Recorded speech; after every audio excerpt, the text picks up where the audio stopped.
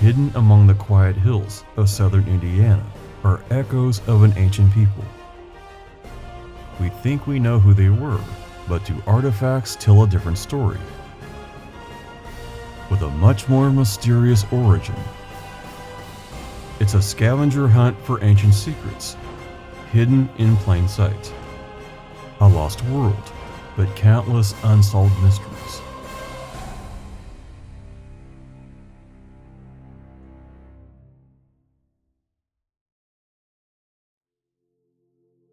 In the early 1800s, when pioneers settled at Clarksville, Indiana's waterfront, they started leveling the land for development.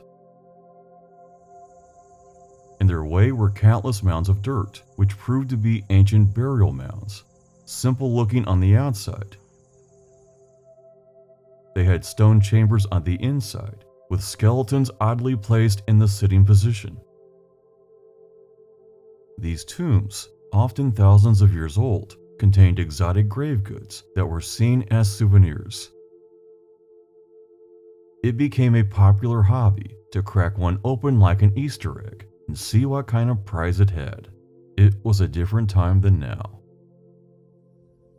While most of these earthworks were destroyed, you'd be surprised at how many ancient sites still exist in southern Indiana, which include burial mounds, villages, prehistoric work sites, and religious places. This map shows only the main ones. There are actually thousands. To travel to these exotic locations, knowing their history, is like traveling back in time. In Harrison County are over 600 caves and ages of prehistoric habitation. Looking at the Overflow Pond archaeological site brings up exotic images of a forgotten world. The narrative is that these were primitive hunter-gatherers, but were they really? Anecdotal evidence seems to tell a different story. There are some things that just don't fit the model. Further down the road is the Swan's Landing archaeological site. This wasn't just some ancient campground, but a place where skilled craftsmen made arrowheads and spear points by the thousands underneath the cool shade trees. Found here were thousands of chert pieces where they hammered rock into weapons. These were assumed to be used in trade, but were they afraid of something or someone and preparing for a gigantic battle? Across country, deep inside Wyandotte Cave, ancient miners collected pieces of chert to make weapons. And they descended into complete darkness without flashlights. Can you imagine traveling here with only a torch and hoping it stayed lit until you were through mining? Some of these arrowheads and spear points from this specific type of chert have been found over 500 miles away.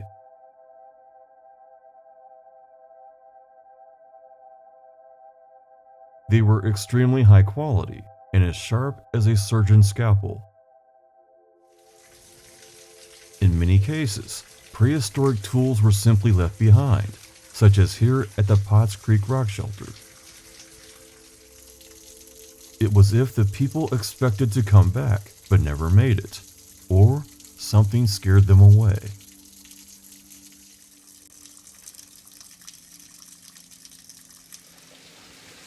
They made their habitation in places inside the Hoosier National Forest, such as Hemlock Cliffs, a primordial paradise where many artifacts were left behind.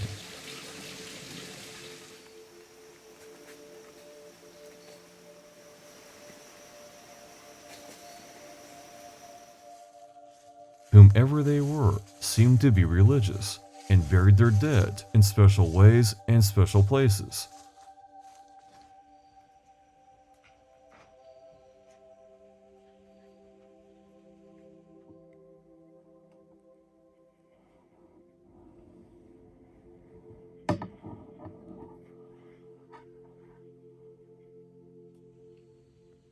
locales that still seem oddly spiritual. If only they left some kind of written clues to give us insight. They actually did, in the form of petroglyphs, pictures scratched into rock. These are quite rare and a closely guarded secret, and as they say, you have to know someone. The Ohio River was a prehistoric highway traveled by these people. We know this as so many archaeological sites are along the river. In the past, arrowheads and spear points could be found all along the riverbank without even trying. If we found as many Civil War cannonballs as these arrowheads, we'd logically assume that a gigantic battle had occurred, but that's only speculation. Unremarkable at a distance, the stone outcrop provides a tantalizing glimpse of the past. Here for thousands of years, these circular patterns have been found in many places, though their meaning is unclear. Was it simple ancient graffiti or a map?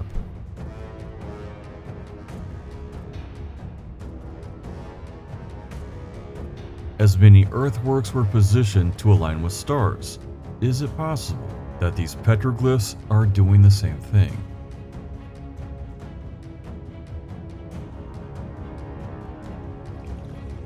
As the modern dam and lock system has raised the Ohio River significantly, this one is often underwater and is being worn down by crashing waves. Whatever they were trying to tell us will one day be gone. But who were they?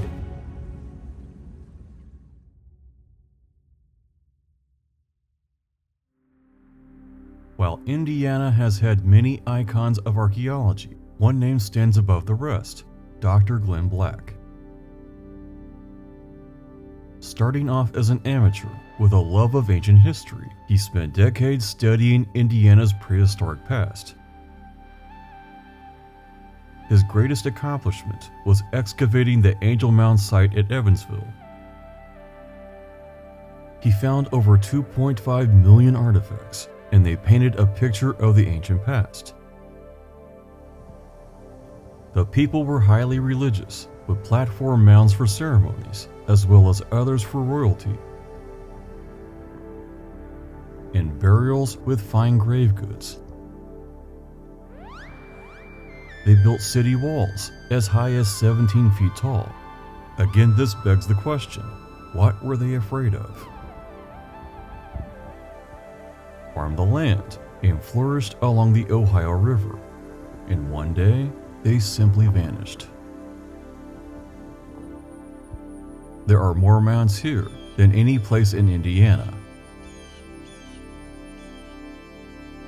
However, the artifacts are no longer here at the Interpretive Center.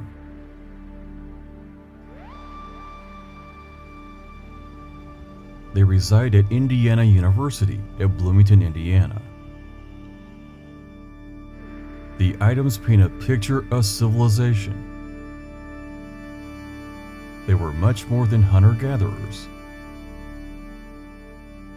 Curiously, the items don't resemble those made by later tribes. They are more similar to Mesoamerican culture.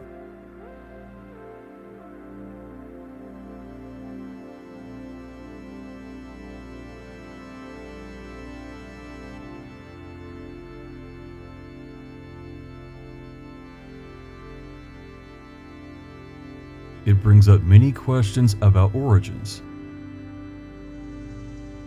and that culture, whomever it was, continued west along the Ohio River and up the Wabash with many more unusual finds.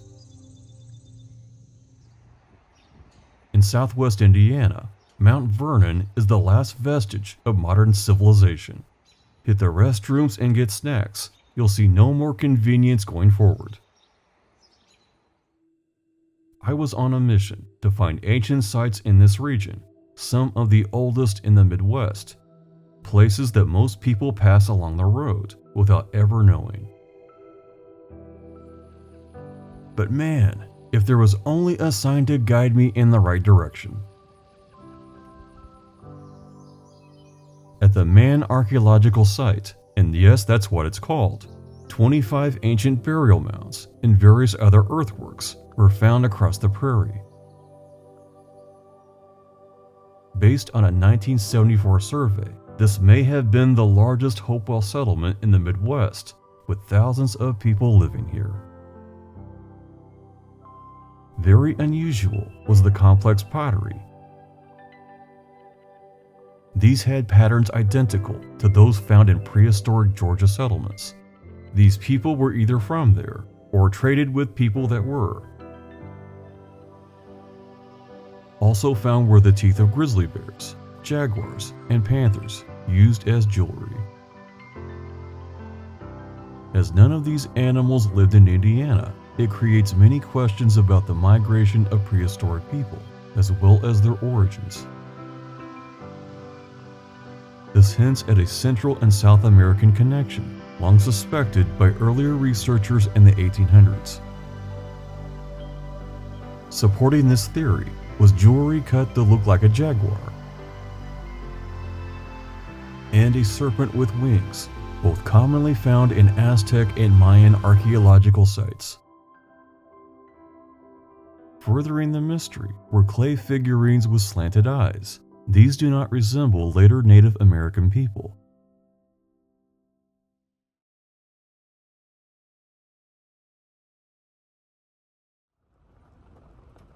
The site has been worn down over years by farming. Virtually nothing exists of this once great city, just lightly rolling hills across the prairie. But that's not the case everywhere. On the western side of town is the Mount Vernon site, commonly known as the GE Mound, and this one has quite the story. In 1988, a road was being built and cut through a previously unknown burial mound, thought to be a natural hill, 410 feet long, 160 feet wide, and 20 feet tall. It was actually an immense ancient tomb. In fact, it's considered one of the 5 largest Hopewell mounds ever found, and its contents were sensational. Inside were human remains and thousands of precious artifacts, including pearls, ceremonial items made of copper, silver, and gold. There were quartz and obsidian blades, and even panpipes. The tomb was so well preserved that even cloth and leather were still intact. Instead of telling authorities, the workers took these items home, and as word got around, illegal antiquities dealers offered money. Everyone involved was arrested, and the items were retrieved. In the meantime, the Miami tribe of Oklahoma tried to legally obtain the items as their own, claiming unfounded ancestry, and in turn, this offended tribes that actually live in Indiana. However, working with local authorities, the company that owned the grounds quickly reburied the items in the mound, put the ancient people back to rest, and basically said, "No, we're good." And today, the mound sits behind a security fence. Take my word, it's a fair piece up that hill to take a YouTube-worthy shot. Is it just me, or does the pole kind of look like a middle finger?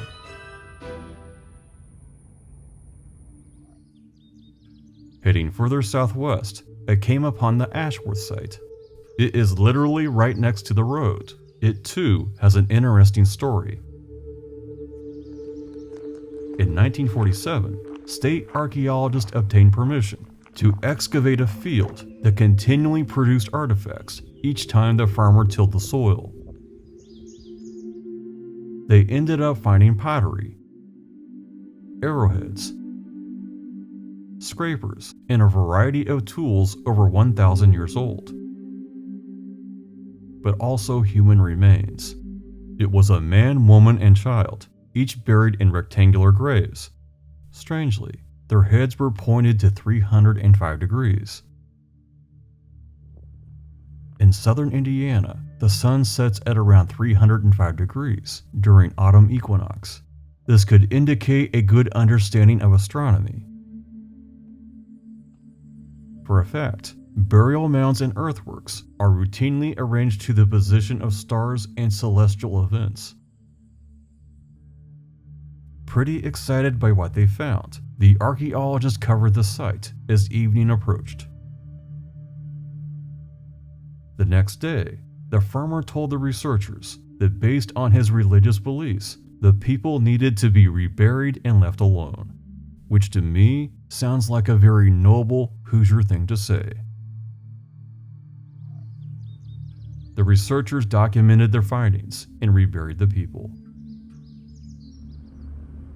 Just down the road is the Lake Klein site. All of these sites emanate from the Ohio River, suggesting a people that came by exploring the waterway, potentially a long way away, even as far away as the Gulf of America.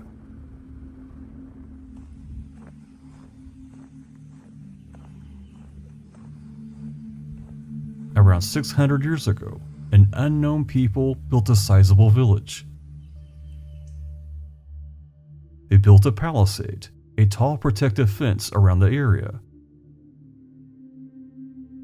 along with adobe houses and a large granary to store food for many months. And then one day, they left without a known reason. It's next to a water source, like many of these ancient places are. Sometimes, I just stand at these sites and try to envision what it was like. I have a longing for simplicity. Maybe you can identify. Nearby Heavy Lake is kind of unusual. It has a large population of bald cypress trees, more like Florida than Indiana.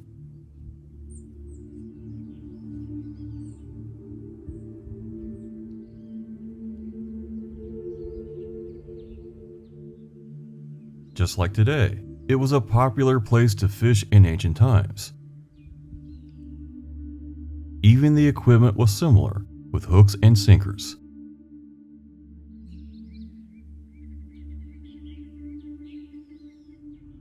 Simply beautiful. I can see why ancient people would call it home. In fact, all around this lake were prehistoric settlements, and countless artifacts have been found. Traveling to the far southwest extreme of Indiana is the John T. Myers Lock and Dam. This is where the Wabash and Ohio River meet before going downstream to the Mississippi River. While the locks are impressive in their own right, I wasn't aware that they'd found an ancient settlement known as the Wellborn Village Site, or Murphy's Landing. It was a prime piece of beach for ancient people. Among skeletons were copper and brass beads, as well as coils, later thought to be jewelry. There were even blanks to make future pieces. Whomever knew how to make brass, from melting copper and zinc, knew metallurgy. The age of the site is estimated from 1400 AD to 1700 AD.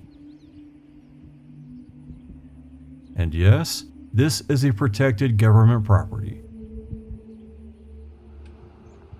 Though the rivers are larger now due to modern dams, it was still a major thoroughfare thousands of years ago. And if you travel up the Wabash, numerous unusual prehistoric sites can be found.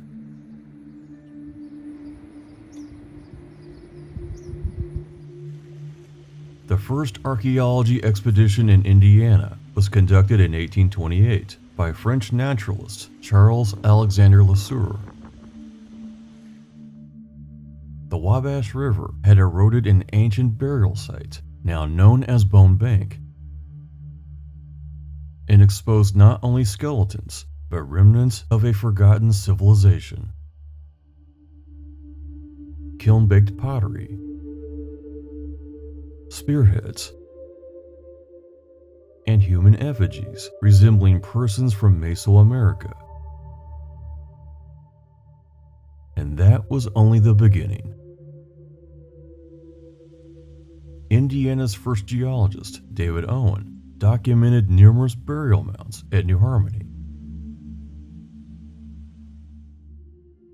And at Vincennes are two of the largest burial mounds in the state, such as Sugarloaf Mound and Pyramid Mound, being the very largest. At one time, the highway department was using it to build a road when skeletons and artifacts started falling out.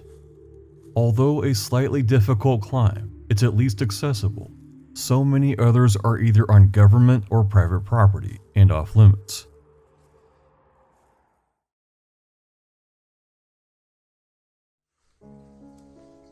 Situated along the White River, Shoals has a very long history of ancient settlement. And just when I think I found all the ancient sites in the area, I find more, such as this one. At least 1,000 years old, it's described as an enclosure mound. These were thought to be made for religious purposes, only one way in and out, with a high wall surrounding a circle. A good example is the Great Mound at Mound State Park. To find one of these exotic enclosures in the woods would be any armchair archaeologist's dream. I was really looking forward to this one and seeing something truly unique. And then the sign. I assumed that the enclosure is just behind the tree line, but I couldn't see it. And unfortunately, there's a lot more where that came from. At Old Palestine, a large burial mound was found in the 1800s. Situated on a high bluff above the White River, the mound was covered with flagstone.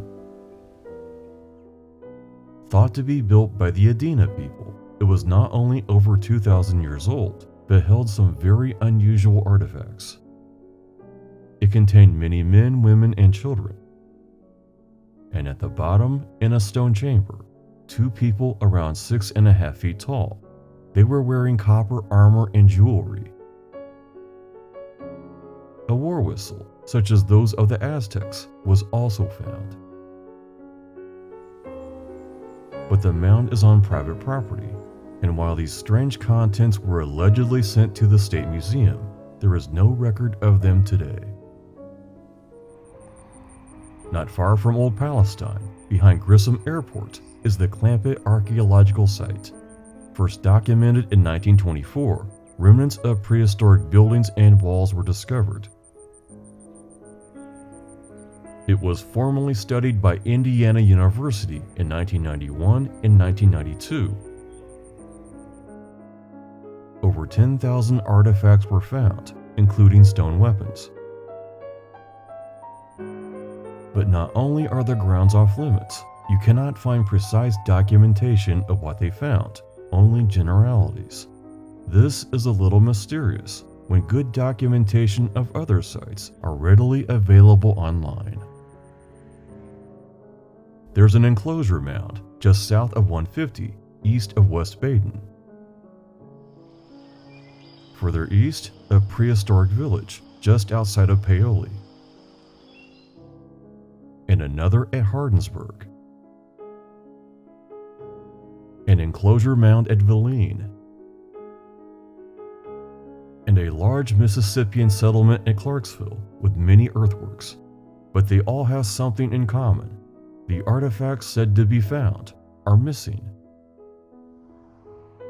This one, called the Prather site, had tombs with stone burial chambers, well over 2,000 years old.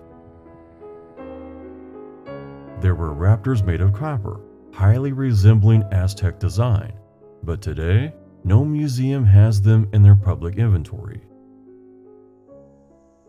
The same is true of skeletons found at Charlestown along Battle Creek, allegedly found with copper armor, but nobody knows where it is. and the ruins of a stone fort at Rose Island, documented by well-respected scientists in the 1800s.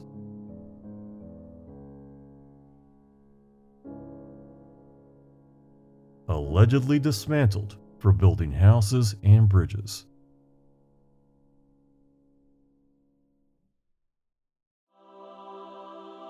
When you research mysteries of the past, you have to be comfortable with uncertainty, otherwise it will drive you crazy.